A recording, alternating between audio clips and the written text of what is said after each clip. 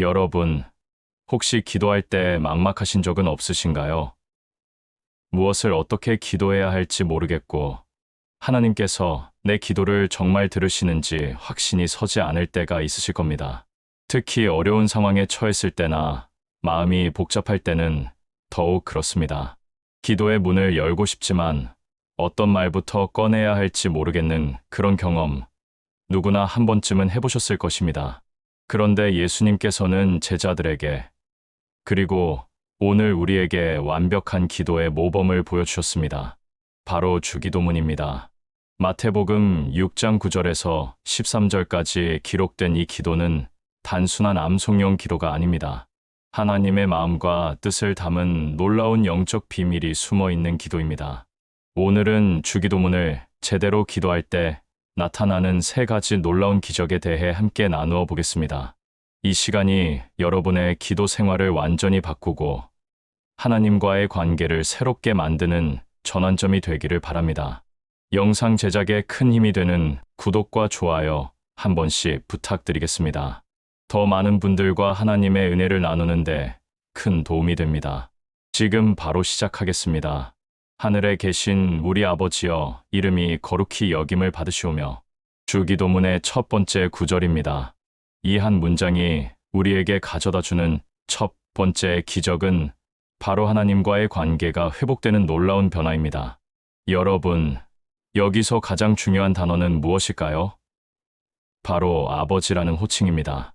예수님 시대의 하나님을 아버지라고 부르는 것은 혁명적인 일이었습니다. 당시 유대인들은 하나님의 이름조차 함부로 부르지 못했습니다. 그런데 예수님께서는 하나님을 아버지라고 부르셨고, 우리에게도 그렇게 부르라고 가르쳐 주셨습니다. 아람어로 아바는 아이가 아버지를 부를 때 쓰는 가장 친밀한 표현입니다. 우리말로 하면 아빠에 해당하는 말입니다.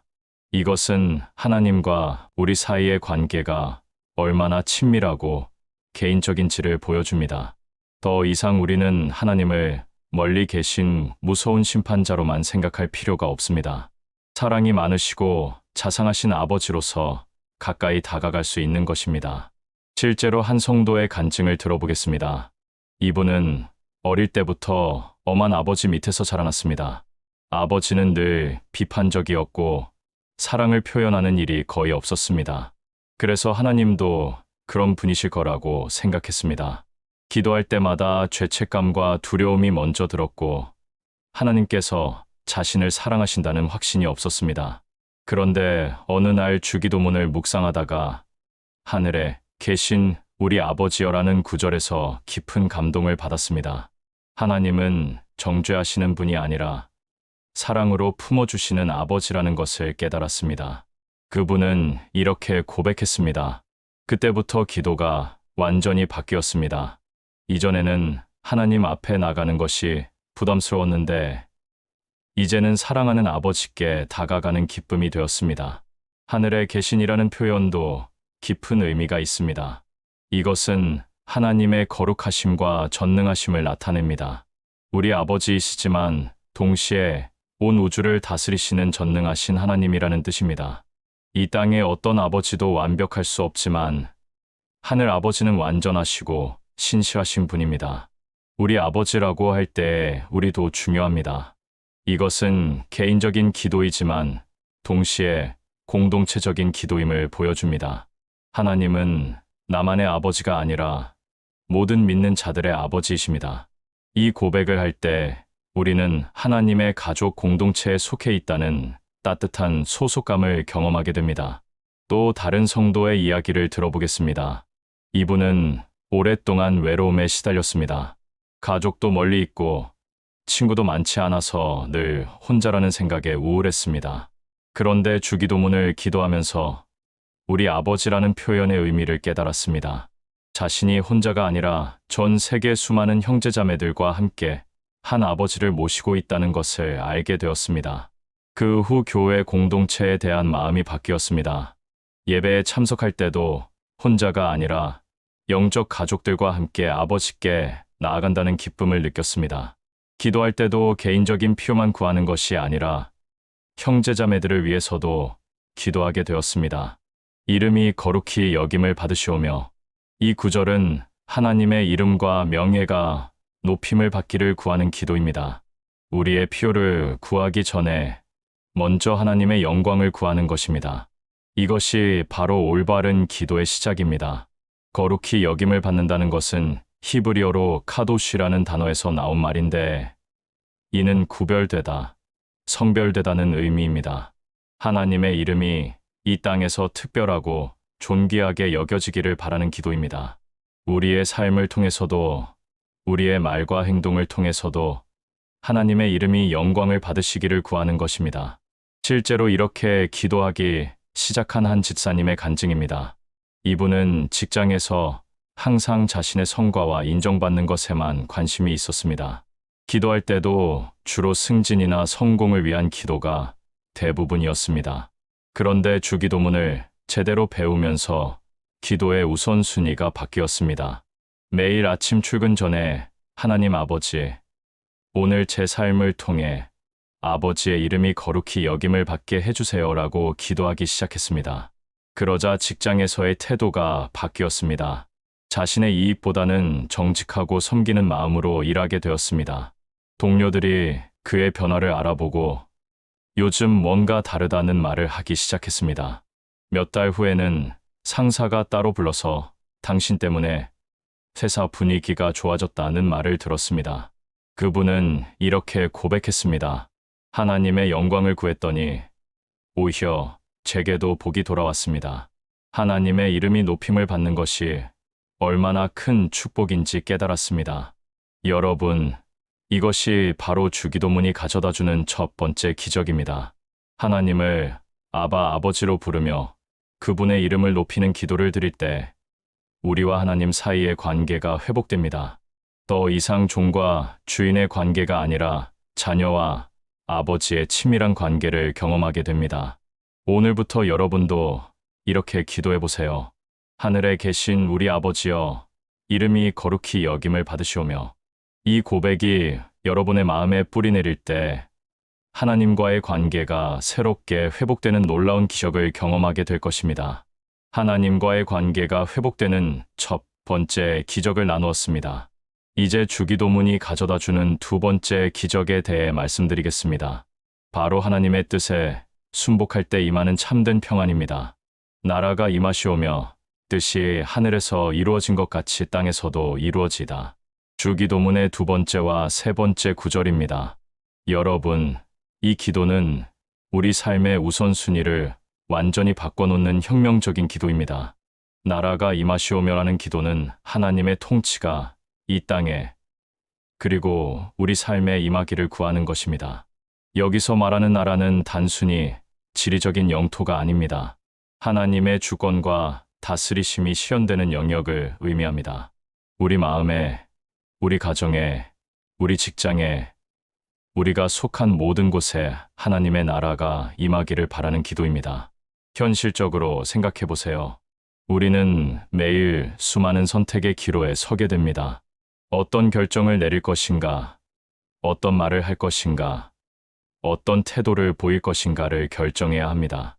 그럴 때마다 하나님의 나라가 임하기를 기도한다면 우리의 선택 기준이 달라집니다. 내가 원하는 것이 아니라 하나님께서 원하시는 것을 선택하게 됩니다. 실제로 한 권사님의 경험을 들어보겠습니다. 이분은 오랫동안 시어머니와의 관계로 고생하셨습니다.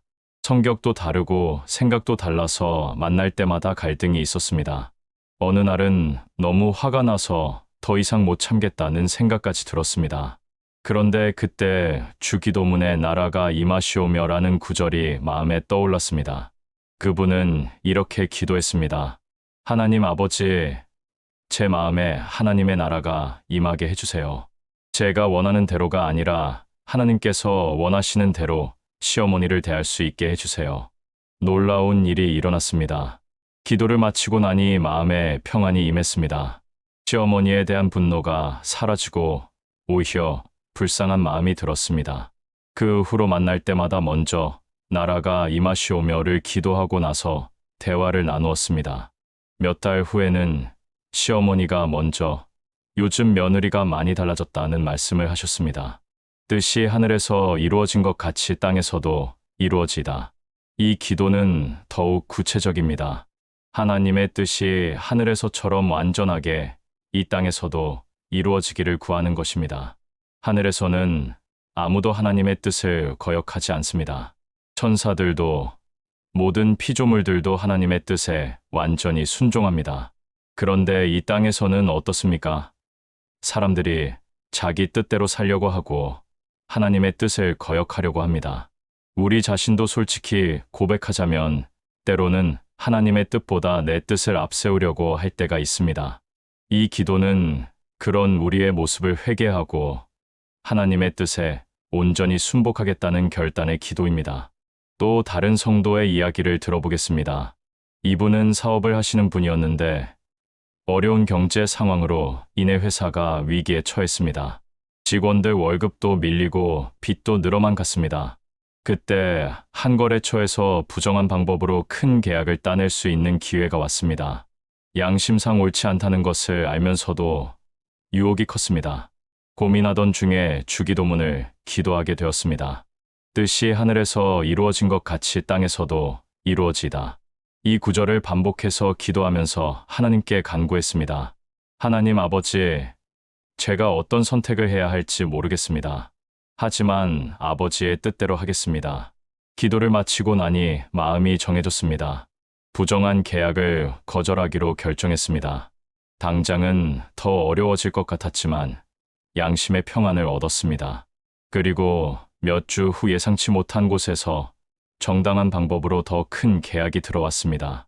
그분은 이렇게 고백했습니다. 하나님의 뜻에 순종했을 때 진짜 평안을 경험했습니다.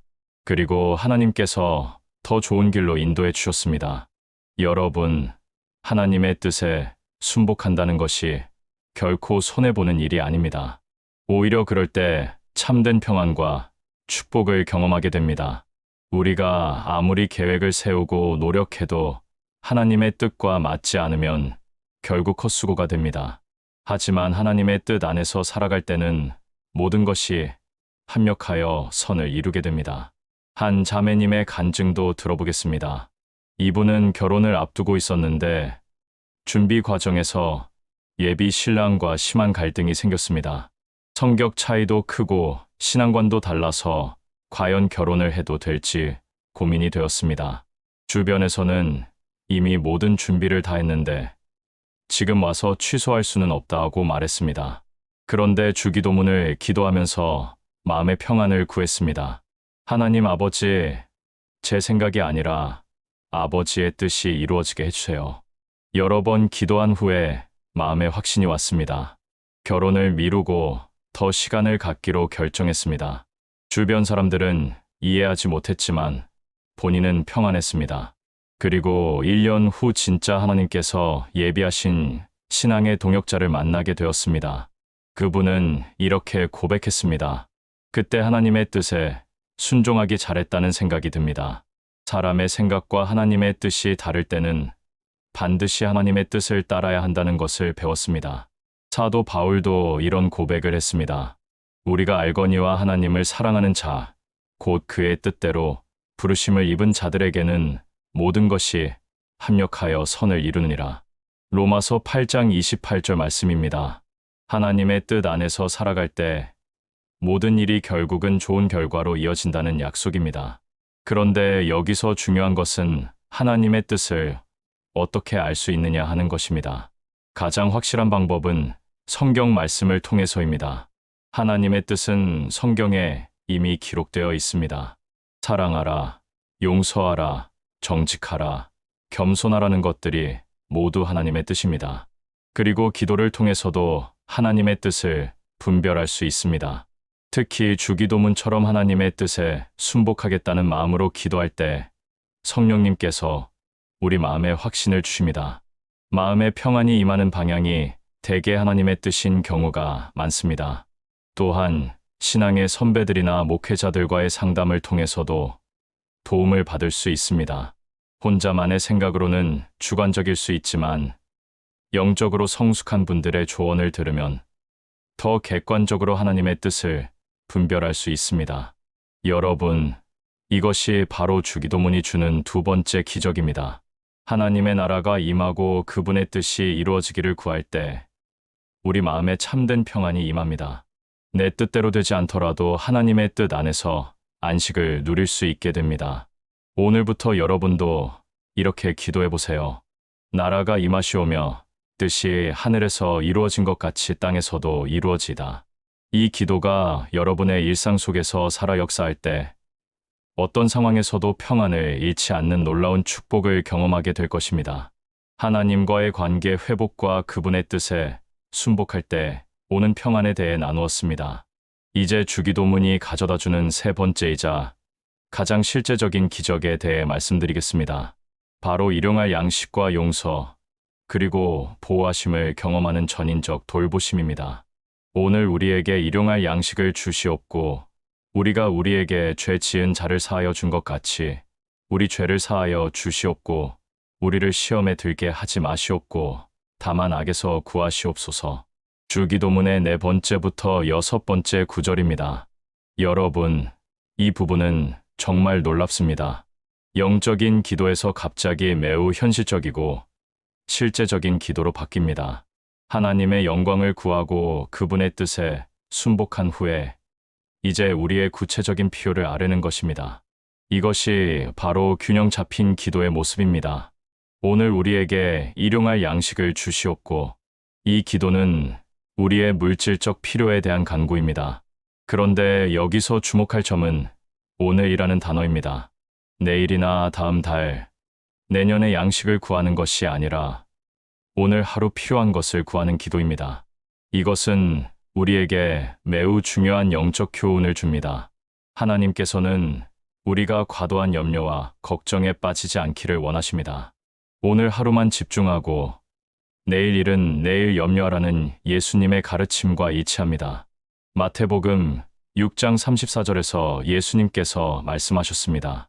그러므로 내일 일을 위하여 염려하지 말라. 내일 일은 내일이 염려할 것이요. 한날의 괴로움은 그날로 족하니라. 실제로 한 집사님의 간증을 들어보겠습니다. 이분은 자영업을 하시는데 매출이 불안정해서 늘 미래에 대한 걱정이 많았습니다. 다음 달에는 돈이 들어올까, 내년에도 사업이 잘 될까 하는 염려 때문에 밤잠을 이루지 못했습니다.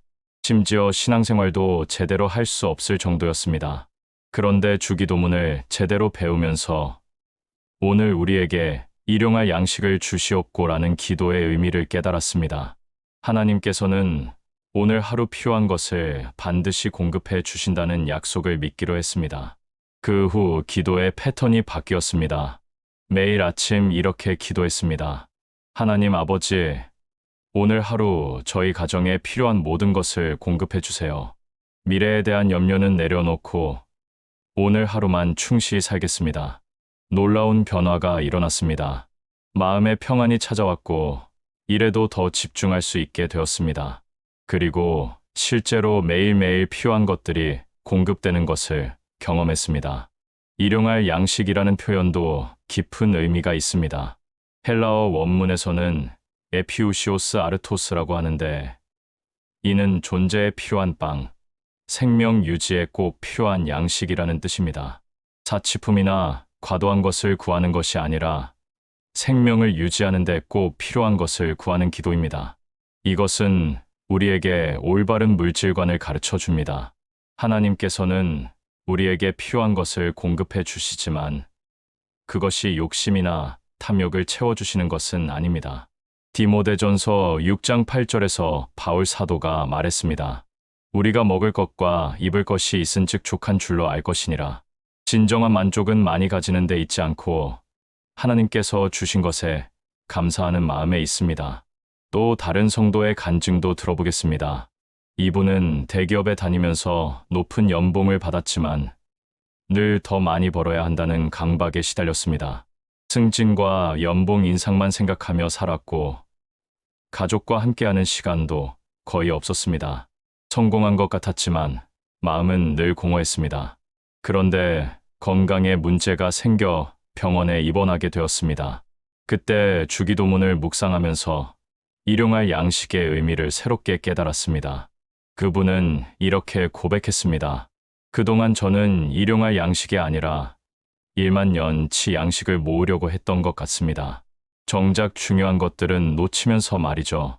퇴원 후 삶의 우선순위를 바꾸었습니다. 더 이상 과도한 야망을 추구하지 않고 하나님께서 주신 것에 만족하며 살기로 했습니다. 가족과의 시간을 늘리고 교회 봉사에도 적극적으로 참여했습니다. 수입은 조금 줄었지만 마음의 평안과 기쁨은 훨씬 커졌습니다. 이제 두 번째 간구를 살펴보겠습니다. 우리가 우리에게 죄 지은 자를 사하여 준 것 같이 우리 죄를 사하여 주시옵고. 이 기도는 용서에 관한 것입니다. 그런데 순서가 매우 중요합니다. 하나님께 용서를 구하기 전에 먼저 다른 사람을 용서했다고 고백하는 것입니다. 이것은 예수님께서 우리에게 가르쳐 주신 용서의 원리입니다. 마태복음 18장에서 1만 달란트 빚진 종의 비유를 생각해 보세요. 왕에게 엄청난 빚을 탕감받은 종이 자신에게 100데나리온 빚진 동료를 용서하지 못했습니다. 왕은 그 종의 탕감을 취소하고 감옥에 가두었습니다. 우리가 하나님께 받은 용서가 얼마나 큰지를 깨달을 때 다른 사람을 용서하는 것이 당연해집니다. 하나님께서는 우리의 모든 죄를 용서해 주셨는데 우리가 다른 사람의 작은 잘못을 용서하지 못한다면 그것은 말이 되지 않습니다. 한 권사님의 경험을 들어보겠습니다. 이분은 오랫동안 친한 친구에게 배신을 당한 아픔이 있었습니다. 사업을 함께 하기로 했는데 그 친구가 몰래 빠져나가면서 큰 손해를 입었습니다. 몇 년이 지나도 그 상처가 아물지 않았고 그 친구 이름만 들어도 화가 났습니다. 교회에 다니면서도 기도할 때마다 마음이 편하지 않았습니다. 하나님께 용서를 구하면서도 정작 자신은 다른 사람을 용서하지 못하고 있다는 것을 알고 있었기 때문입니다. 주기도문을 기도할 때마다 양심의 가책을 느꼈습니다. 어느 날 새벽 기도회에서 목사님이 주기도문에 대해 설교하셨습니다. 특히 용서에 대한 부분에서 큰 은혜를 받았습니다. 그분은 이렇게 고백했습니다. 그때 깨달았습니다. 제가 하나님께 받은 용서에 비하면 친구가 저에게 한 일은 정말 작은 것이었습니다. 하나님께서 저의 모든 죄를 용서해 주셨는데 제가 그 친구를 용서하지 못할 이유가 없었습니다. 그날부터 그 친구를 위해 기도하기 시작했습니다. 처음에는 형식적인 기도였지만 점점 진심이 담기기 시작했습니다. 몇 달 후에는 직접 만나서 먼저 화해의 손을 내밀었습니다. 친구도 깊이 사과했고 둘 사이의 관계가 회복되었습니다. 무엇보다 마음에 있던 무거운 짐이 사라지고 자유로워졌습니다. 용서는 상대방을 위한 것이기도 하지만 더 중요한 것은 자신을 위한 것입니다. 용서하지 못하는 마음은 독과 같아서 자신을 해칩니다. 하지만 용서할 때 마음에 자유와 평안이 임합니다. 주기도문은 이런 용서의 은혜를 매일 경험하도록 도와줍니다. 마지막 간구를 살펴보겠습니다. 우리를 시험에 들게 하지 마시옵고 다만 악에서 구하시옵소서. 이 기도는 하나님의 보호하심을 구하는 것입니다. 시험에 들지 않게 해달라는 것과 악에서 구해달라는 두 가지 내용이 담겨 있습니다. 여기서 말하는 시험은 두 가지 의미가 있습니다. 하나는 우리를 넘어뜨리려는 악한 유혹이고 다른 하나는 우리의 믿음을 시험하는 어려운 상황입니다. 첫 번째 의미의 시험에는 들지 않기를 구하고 두 번째 의미의 시험에는 빠지더라도 넘어지지 않도록 도와달라고 구하는 것입니다. 야고보서 1장 13절에서 야고보 사도가 말했습니다. 사람이 시험을 받을 때에 내가 하나님께 시험을 받는다 하지 말지니 하나님은 악에게 시험을 받지도 아니하시고 친히 아무도 시험하지 아니하시느니라. 하나님께서는 우리를 죄에 빠뜨리려고 시험하지 않으십니다. 오히려 우리가 시험에 빠지지 않도록 보호해 주십니다. 한 청년의 간증을 들어보겠습니다. 이 청년은 대학생 때 나쁜 친구들과 어울리면서 술과 도박에 빠졌습니다. 처음에는 재미로 시작했지만 점점 깊이 빠져들었습니다. 학점도 떨어지고 부모님께 거짓말을 하는 일이 많아졌습니다. 양심의 가책을 느끼면서도 끊어내지 못했습니다. 그런데 어머니께서 매일 주기도문으로 아들을 위해 기도하고 계셨습니다. 특히 우리를 시험에 들게 하지 마시옵고 다만 악에서 구하시옵소서라는 구절을 간절히 기도하셨습니다. 아들도 가끔 교회에 나가면서 그 기도를 듣곤 했습니다. 어느 날 친구들과 도박을 하다가 큰 돈을 잃게 되었습니다. 더 큰 빚에 빠질 위기였는데 그때 어머니의 기도가 생각났습니다. 하나님, 저를 악에서 구해주세요. 간절히 기도하며 그 자리를 벗어났습니다. 그 후 나쁜 친구들과 관계를 정리하고 신앙 공동체에서 새로운 시작을 했습니다. 그 청년은 이렇게 고백했습니다. 어머니의 주기도문 기도가 저를 구원했습니다. 하나님께서 정말로 악에서 구해주셨습니다. 지금 생각해보면 아찔한 순간이었는데 하나님의 보호하심이 있었기에 빠져나올 수 있었습니다. 악에서 구하시옵소서라는 기도는 단순히 나쁜 일이 생기지 않게 해달라는 것이 아닙니다. 악한 영적 세력들로부터 보호해달라는 영적 전쟁의 기도입니다. 에베소서 6장 12절에서 바울 사도가 말했습니다. 우리의 씨름은 혈과 육을 상대하는 것이 아니요 통치자들과 권세들과 이 어둠의 세상 주관자들과 하늘에 있는 악의 영들을 상대함이라. 우리는 매일 영적 전쟁터에서 살아갑니다.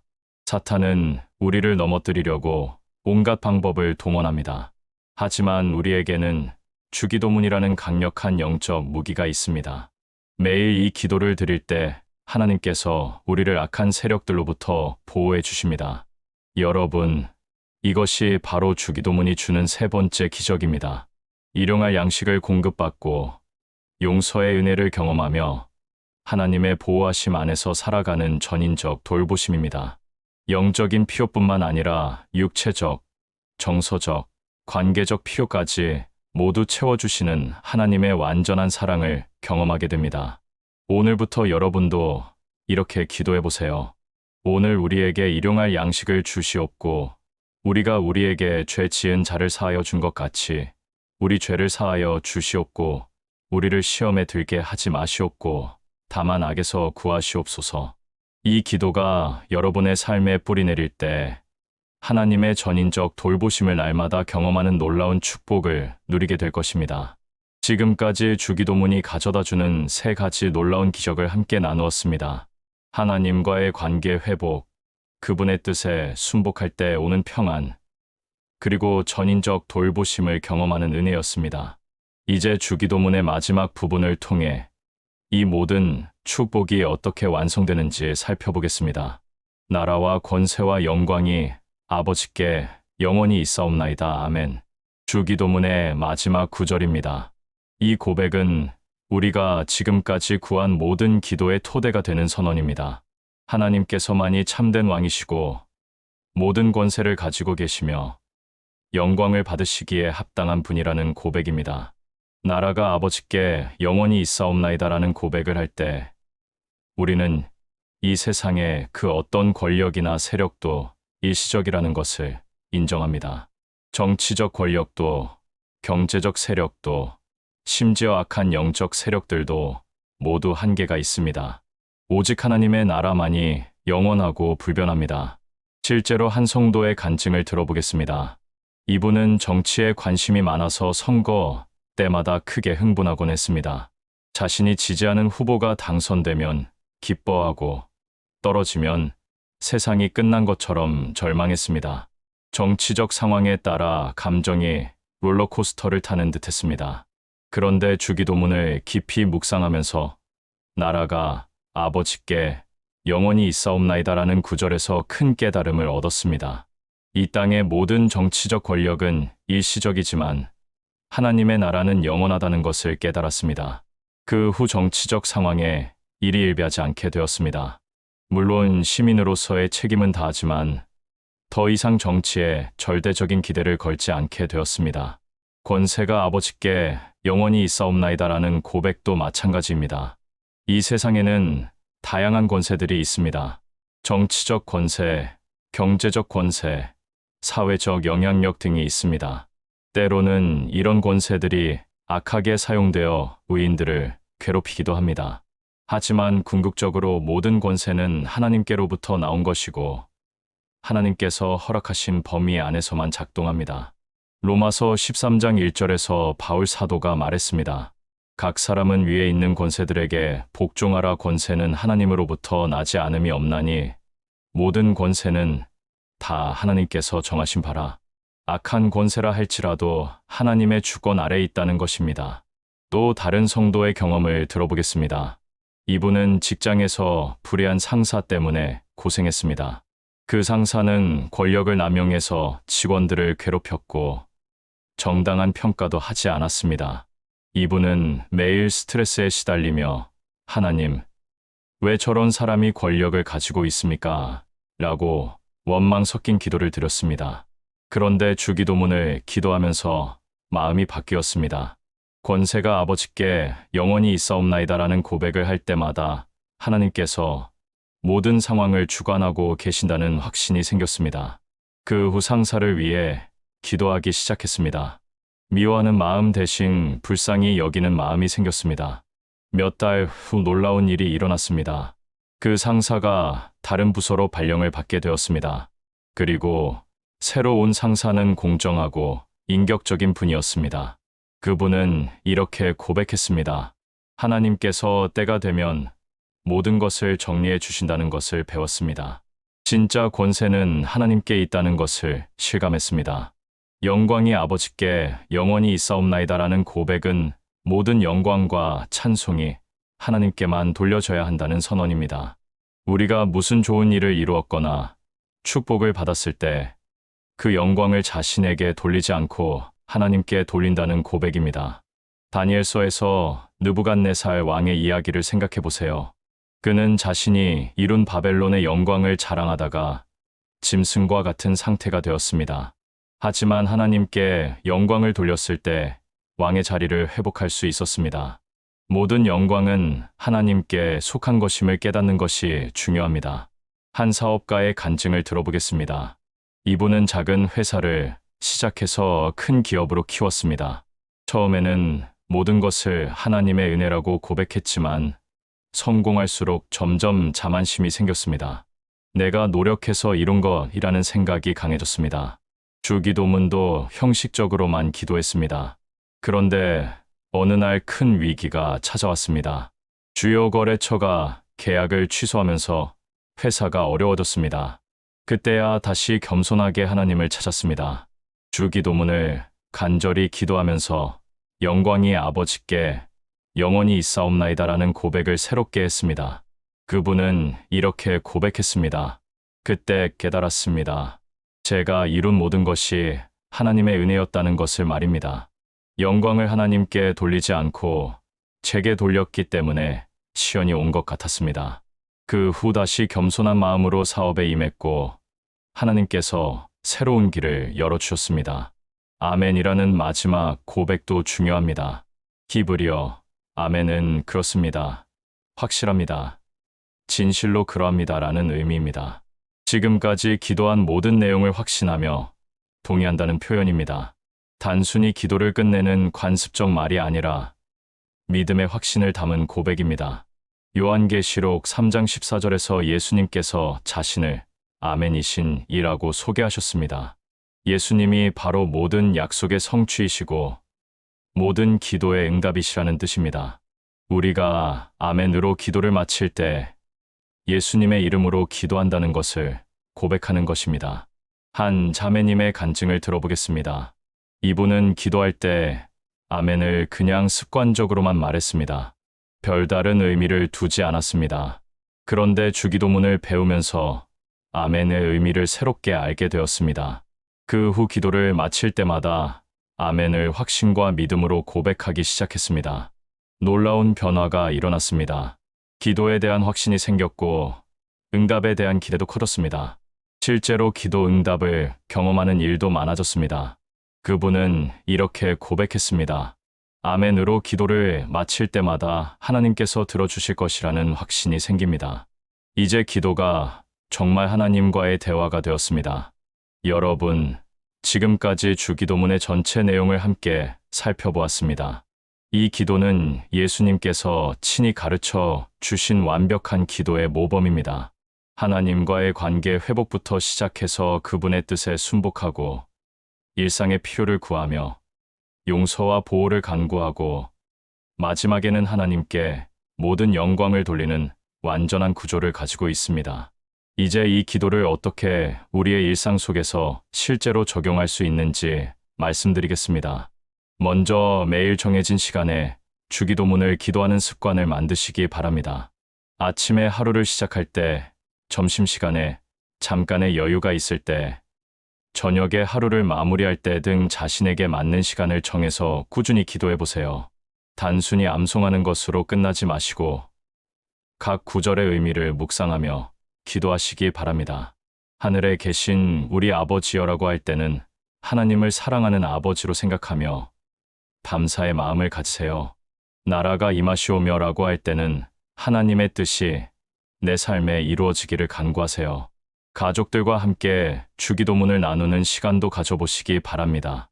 식사 전후나 가정 예배 시간에 함께 주기도문을 기도하고 각자가 받은 은혜를 나누어 보세요. 특히 자녀들에게는 주기도문의 의미를 쉽게 설명해 주시고 함께 기도하는 기쁨을 가르쳐 주시기 바랍니다. 어려운 상황에 처했을 때는 주기도문의 특정 구절을 붙들고 기도해 보세요.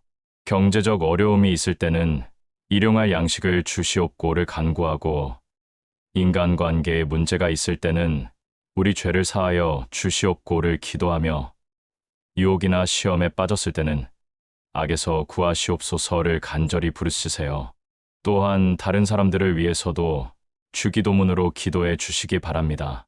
가족을 위해서, 친구를 위해서, 교회 공동체를 위해서, 나라와 민족을 위해서 주기도문의 내용으로 중보기도를 드려보세요. 이렇게 할 때 기도의 폭이 넓어지고 더 성숙한 기도 생활을 하게 될 것입니다. 주기도문을 완전히 암송하는 것도 중요합니다. 언제 어디서든 이 기도를 드릴 수 있도록 마음속에 새겨두시기 바랍니다. 지하철에서, 버스에서, 걸어가면서도 조용히 주기도문을 기도할 수 있습니다.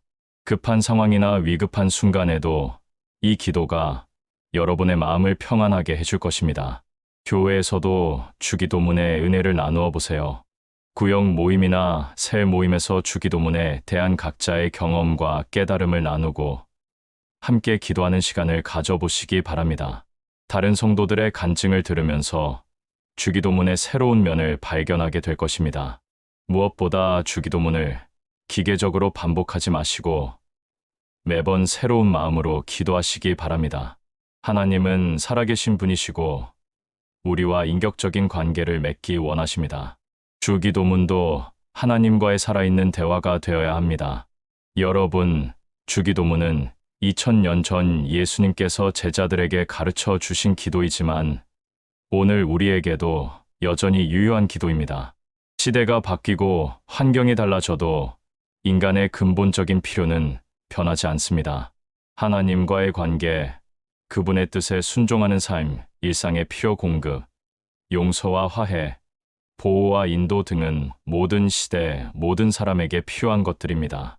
주기도문을 제대로 기도할 때 나타나는 세 가지 기적을 다시 한번 정리해 보겠습니다. 첫째, 하나님과의 관계가 회복됩니다. 하나님을 사랑하는 아버지로 부르며 그분의 이름을 높일 때 우리는 더 이상 하나님을 두려워하지 않고 친밀하게 다가갈 수 있게 됩니다. 둘째, 하나님의 뜻에 순복할 때 참된 평안이 임합니다. 내 뜻보다 하나님의 뜻을 우선시하고 그분의 나라가 임하기를 간구할 때 어떤 상황에서도 흔들리지 않는 마음의 평안을 경험하게 됩니다. 셋째, 전인적 돌보심을 경험합니다. 일용할 양식부터 시작해서 용서의 은혜, 그리고 악에서의 보호까지 우리가 필요한 모든 것을 하나님께서 공급해 주시는 놀라운 은혜를 체험하게 됩니다. 이 모든 기적들은 단순히 이론이 아닙니다. 여러분이 주기도문을 진심으로 기도할 때 실제로 경험할 수 있는 하나님의 살아계신 역사입니다. 오늘부터 이 기도를 여러분의 일상적인 고백으로 만들어 보시기 바랍니다. 특히 오늘 이 영상을 보신 분들께는 특별한 도전을 드리고 싶습니다. 앞으로 42일 동안 매일 주기도문을 기도하는 시간을 가져보세요. 단순히 암송하는 것이 아니라 매일 한 구절씩 깊이 묵상하며 기도해 보시기 바랍니다. 40일 후에는 여러분의 기도 생활과 신앙생활에 놀라운 변화가 있을 것입니다. 또한 주기도문으로 받은 은혜를 간증으로 정리해 보시기 바랍니다. 하나님께서 어떻게 응답해 주셨는지, 어떤 변화가 있었는지를 기록해 두세요. 후에 어려운 일이 생겼을 때 그 간증을 다시 읽어보면 큰 격려와 힘이 될 것입니다. 주변에 믿지 않는 분들에게도 주기도문을 소개해 보세요. 이 기도는 기독교인이 아닌 분들에게도 큰 위로와 힘이 될 수 있습니다. 완벽한 기도의 모범이면서 동시에 하나님의 사랑을 보여주는 아름다운 기도이기 때문입니다. 가정에서도 주기도문으로 가족 기도회를 시작해 보시기 바랍니다. 매주 한 번씩 가족들이 모여서 주기도문을 함께 기도하고 각자가 받은 은혜를 나누는 시간을 가져보세요. 자녀들에게는 평생 지울 수 없는 아름다운 신앙의 추억이 될 것이고, 가정에는 하나님의 축복이 가득하게 될 것입니다. 교회에서도 주기도문의 은혜를 더 깊이 나누어 보세요. 목회자님께 주기도문에 대한 설교나 특별 강의를 요청해 보시고, 구역별로도 주기도문 묵상 모임을 가져보시기 바랍니다. 함께 공부하고 나눌 때 더 큰 은혜를 받을 수 있습니다. 무엇보다 주기도문을 통해 받은 은혜를 혼자만 간직하지 마시고 다른 사람들과 나누어 보세요. 어려움 가운데 있는 성도들에게 주기도문의 위로와 소망을 전해주시고, 새신자들에게는 기도 생활의 기초를 가르쳐 주시기 바랍니다. 여러분, 주기도문은 예수님께서 우리에게 주신 가장 귀한 선물 중 하나입니다. 이 기도 안에는 하나님의 마음과 뜻이 온전히 담겨 있습니다. 또한 우리가 하나님께 나아가는 가장 확실하고 안전한 길이 제시되어 있습니다. 매일 이 기도를 드릴 때마다 하나님의 사랑을 새롭게 경험하시고 그분의 뜻 안에서 평안을 누리시며 필요한 모든 것을 공급받는 축복을 누리시기 바랍니다. 또한 이 기도를 통해 더 많은 사람들이 하나님의 사랑을 알게 되고 주님께 돌아오는 역사가 일어나기를 기도합니다. 오늘 이 시간이 여러분의 기도 생활에 새로운 전환점이 되기를 바랍니다. 주기도문과 함께하는 새로운 신앙 여정을 시작하시기 바랍니다. 하나님께서는 이 기도를 드리는 모든 분들에게 놀라운 기적과 축복을 예비해 두고 계십니다. 이 영상이 여러분에게 도움이 되셨다면 구독과 좋아요를 눌러주세요. 알림 설정도 해주시면 새로운 말씀 영상을 놓치지 않고 받아보실 수 있습니다. 더 많은 하나님의 말씀과 은혜를 나누고 싶습니다. 여러분의 응원과 기도가 큰 힘이 됩니다. 귀한 시간을 내어 끝까지 함께 해주신 여러분께 진심으로 감사드립니다. 여러분의 하루하루가 주기도문의 축복으로 가득하기를 바랍니다. 하늘에 계신 우리 아버지께서 여러분과 여러분의 가정에 풍성한 은혜와 평강을 주시기를 기도합니다. 오늘도 주님의 사랑과 은혜가 여러분과 함께 하시길 바라며 다음에 더 귀한 말씀으로 다시 만나 뵙겠습니다. 나라와 권세와 영광이 하나님 아버지께 영원히 있사옵나이다. 아멘.